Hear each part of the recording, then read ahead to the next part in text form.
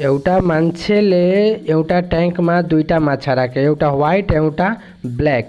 White माछाले माथिबाट दाना बिनेर खान्थ्यो र त्यो माथि नै पुरै खान्थ्यो र बाँच्थ्यो। तर ब्ल्याक माछाले तलको बाट दाना खोजेर र अलि बिरुवाहरू पनि खाने गर्थ्यो। तर केही दिनपछि मालिकले घरबाट बाहिर गयो।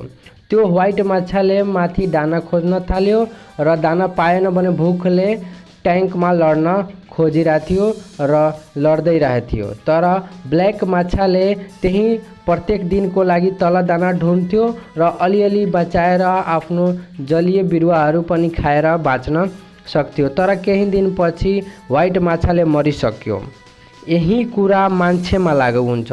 जब चाहिँ मान्छेले सानो सानो अपर्च्युनिटीले बुझ्न सकिन्छ वाले त्यसले काम गर्न सकिन्छ समझदारीले, त्यो चाहिँ कहिले टुट्न सक्दैन। तर अरूमा निर्भर हुन्छ, त्यो चाहिँ जहिले पनि टुट्न सकिन्छ र कसैले त्यसको साथ दिँदैन। तर आफूमाथि विश्वास हुन्छ, त्यो जहिले पनि सक्सेस हुन्छ।